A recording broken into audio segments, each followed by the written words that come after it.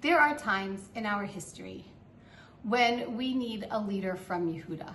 The job of a leader from Yehuda is to maintain the status quo when everyone is living in Eretz Yisrael, to make sure that everything as it should be, where it should be.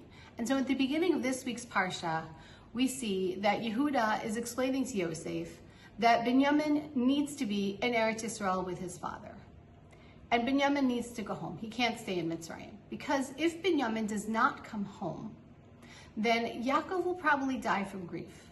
And Yehuda knows that if this happens, the family will probably not be able to stay together. The family will probably fall apart. And Yehuda needs to keep the family together. Now we see hundreds of years later, his descendant, David HaMelech, maintaining the status quo in Eretz Yisrael. When he finally becomes king of the entire country, entire nation, one of the very first things he does is he makes Yerushalayim the capital, and he brings the Aron back to Yerushalayim. So why does he make Yerushalayim the capital? He had already known from Shmuel that Yerushalayim would be the site of the Beis Hamikdash. And so that's why he brings back the Aron, because that is where the Aron needs to be. But deciding on Yerushalayim being the capital was a way of maintaining the nation and keeping the nation together.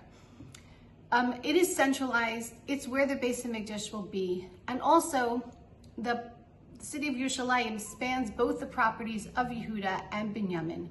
So making that the capital will dissipate any contention that was still left over when Binyamin pledged their loyalty to King David.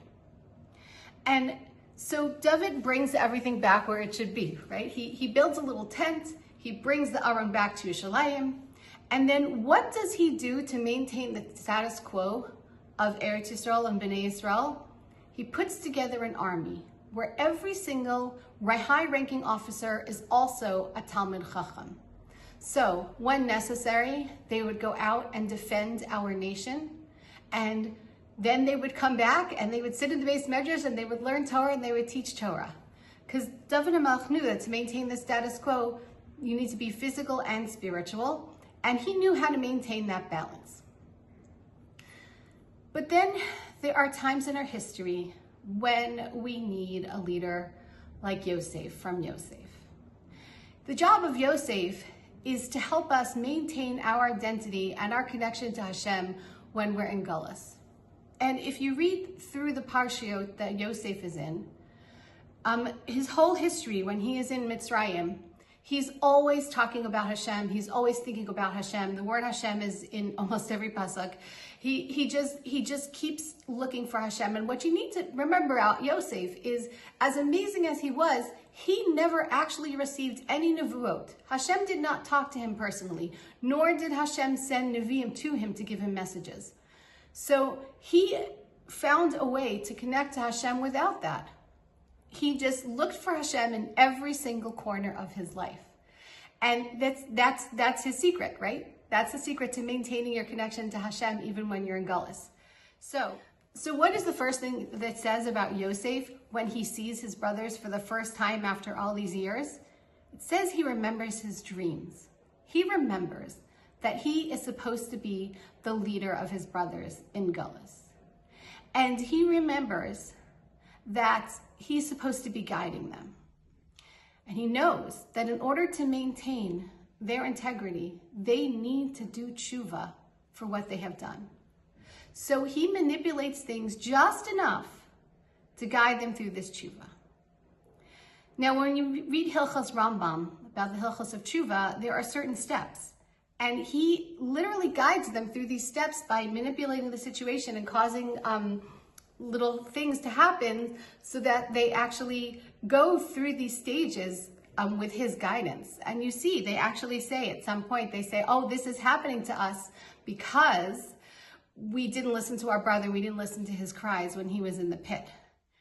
And we know that that's the first step of tshuva. The first step of tshuva is recognizing your sin and regretting it. But there's the final step of tshuva. And the final step of tshuva is when you're in the exact same situation and you don't repeat the mistake. And Yosef manipulates that also. He actually causes that situation with what he does with Binyamin. And at the beginning of this week's Parsha, this whole thing comes to fruition, right? Yehuda, they're in the same position, and Yehuda sits there defending Binyamin's life and saying, we cannot do this again. We can't put our father through this again. We have to bring Binyamin home. Take me instead. And Yosef, when he sees that his idea worked and he brought them through this whole tshuva process and they're done and they did it, he's so happy, and then he's able to reveal himself. And what does he do when he reveals himself? He never says to them, I'm angry for what you did. He says, I understand that what you did was because Hashem wanted me to be here to provide you with food and with a place to live in Galus, and with me to be able to lead you through the Galus. And he says to them, Hashem did this. He's giving them the secret. He's like, because Bnei Yisrael, Yaakov, is about to take the family to live in Mitzrayim. We are going to go into Galus. It's about to happen. And Yosef is telling them the secret to maintaining our integrity, maintaining our nation throughout the years of Galus, is to find Hashem in every corner. Have a wonderful Shabbat.